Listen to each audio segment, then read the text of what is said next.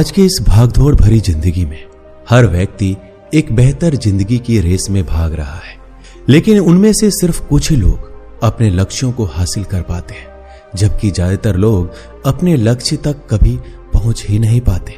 हम जब भी अपने लक्ष्य की ओर अपना कदम बढ़ाते हैं तो हमारे मन में तरह तरह के विचार उठने लगते हैं, जैसे मैं इसे हासिल कर पाऊंगा या नहीं, अरे इसमें तो बहुत समय लगेगा, लेकिन मेरे पास तो इतना समय ही नहीं है, अगर मैं असफल हो गया तो लोग क्या कहेंगे, वगैरह वगैरह।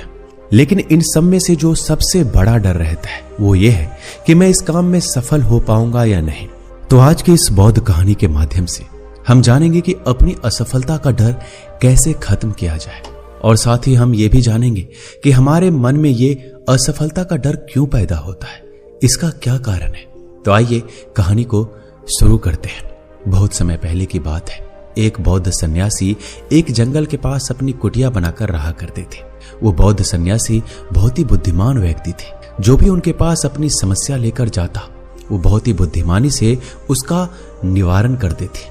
वो एक दिन वहीं के पास के एक गांव में भिक्षाटन के लिए गए। जब वो भिक्षा मांगकर वापस लौट रहे थे तो रास्ते में उन्हें एक युवा व्यक्ति ने रोक लिया और कहा, मैंने सुना है आप किसी भी समस्या को बड़ी बुद्धिमानी से सुलझा देते हैं। हालांकि मुझे तो जरा भी विश्वास नहीं है कि आप मेरे इस जटिल समस्या को सुलझा पाएंगे, लेकिन मैंने लोगों से आपकी बुद्धिमानी के बहुत से किस्से सुन रखे हैं, इसलिए मैं आपसे एक बात जानना चाहता हूं। हमें किसी भी काम में असफलता की घबराहट क्यों होती है, और हम अपने किसी भी लक्ष्य को असफलता की घबराहट के बिना कैसे प्राप्त कर सकते हैं। युवा व्यक्ति का यह प्रश्न सुनकर बौद्ध सन्यासी मुस्कुराए और बोले, मैं तुम्हारे इस प्रश्न का उत्तर जरूर दूंगा और उसके बाद से तुम्हारी सारी घबराहट भी खत्म हो जाएगी, लेकिन उससे पहले तुम्हें मेरे साथ मेरी कुटिया तक चलना होगा। वह युवा लड़का उस सन्यासी की बुद्धिमत्ता को परखना चाहता था, इसलिए वह कुटिया जाने के लिए तैयार हो गया। इसके बाद वह बौद्ध सन्यासी उस लड़के को अपने जंगल के पास बनी कुटिया में ले गया, लेकिन तब तक शाम हो चुकी थी, इसलिए वह भोजन करके सो गए। अगले दिन जब उठे तो बौद्ध सन्यासी ने उस लड़के से कहा, चलो आज मैं तुम्हें जंगल की सैर कराकर लाता हूं। वो दोनों जंगल की तरफ निकल पड़े। कुछ देर बाद बौद्ध सन्यासी ने उस लड़की को एक गुफा दिखाया और कहा, चलो मैं तुम्हें उस गुफा की सैर कराता हूं। लड़के ने कहा, हाँ चलिए, मेरी भी जंगल की गुफा देखने की काफी दिनों से इच्छा थी। इसके बाद वो दोनों गुफा के अंदर चले गए। गुफा के अंदर काफी अंधेरा था, लेकिन थोड़ी देर बाद बौद्ध सन्यासी चुपके से गुफा से बाहर निकल आए और उस गुफा के द्वार को बाहर से बंद कर दिया। उस लड़के ने गुफा के भीतर से बहुत आवाज दी कि मुनिवर, कहाँ हैं आप, कहाँ चले गए, मुझे जवाब क्यों नहीं दे रहे हैं। लेकिन बहुत देर तक कोई जवाब ना मिलने के बाद वह घबरा गया और घबराकर गुफा के द्वार की तरफ भागा। जैसे ही वह गुफा के प्रवेश द्वार पर पहुंचा, वह हैरान हो गया, यहां तो किसी ने गुफा के द्वार को बंद कर दिया था। वह सोचने लगा, अब मैं बाहर कैसे निकलूंगा। अब वह अकेले उस अंधेरी गुफा में काफी भयभीत और परेशान हो गया। वह सोचने लगा, कहीं उस सन्यासी ने मुझे मारने की योजना तो नहीं बनाई थी। अब वह गुफा में इधर उधर घूमकर बाहर निकलने का रास्ता ढूंढने लगा। वह गुफा में काफी देर तक इधर उधर भटकता रहा, लेकिन उसे बाहर निकलने का कोई रास्ता नहीं मिला। अब उसे जोरों की प्यास और भूख भी लग रही थी, इसलिए वह शांत होकर एक जगह बैठ गया। तभी उसे एक सुरंग से सूर्य की रोशनी दिखाई दी, पर उस रोशनी से आने वाली सुरंग तक पहुंचना बहुत ही कठिन था, क्योंकि चारों तरफ बस अंधेरा ही अंधेरा था और वह सुरंग भी काफी ऊंचाई पर था। फिर भी वह तुरंत उठा और अपनी सारी भूख प्यास को भूलकर अपना सारा ध्यान उस गुफा से बाहर निकलने पर लगा दिया। काफी मेहनत और प्रयास करने के बाद रोशनी आने वाली सुरंग तक पहुंच गया और कुछ दूर तक उस सुरंग में ही चढ़ता गया। तभी अचानक वह सन्यासी हाथ आगे बढ़ाता हुआ दिखाई दिया।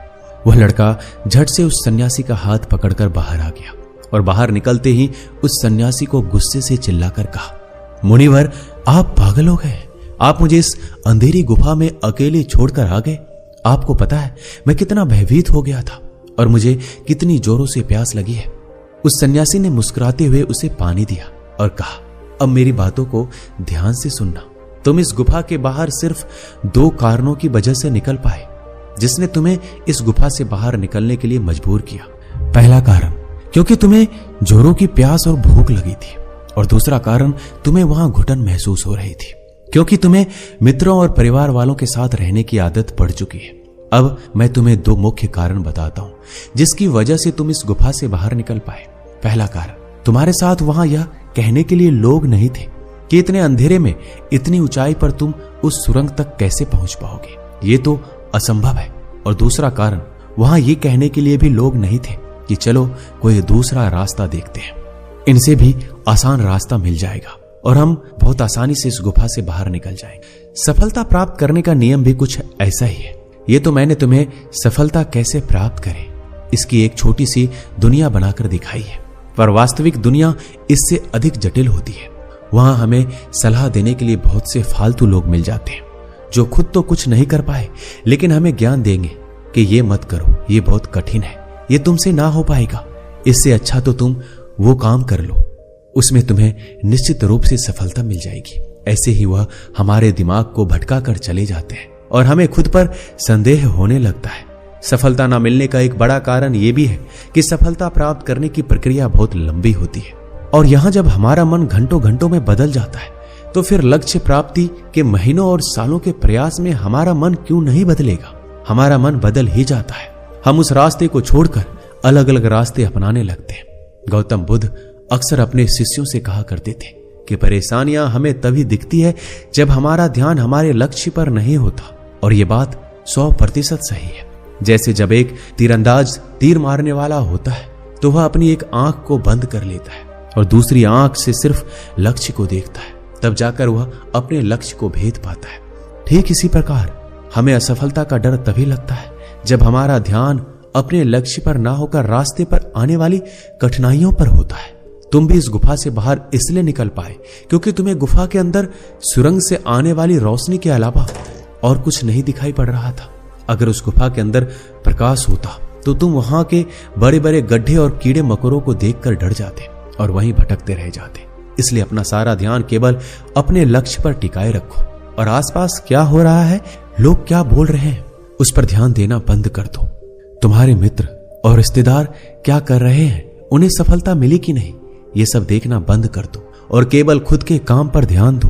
फिर देखना कि जब तुम्हारा समय आएगा तो लोग खड़े होकर तुम्हारे लिए तालियां बजाएंगे। इतना कहकर वह बौद्ध सन्यासी मौन हो गया। उस युवा लड़के ने कहा, मुनिवर, आज आपने मेरी आंखें खोल दी। आपकी कही हर एक बात में मुझे बुद्धिमानी नजर आई।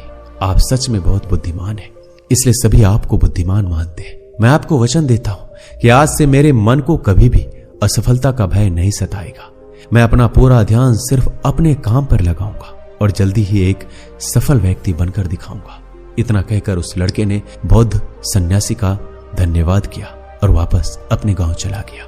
दोस्तों, इस वीडियो में बस इतना ही। मिलते हैं अगली वीडियो में। अपना ख्याल रखिएगा। धन्यवाद।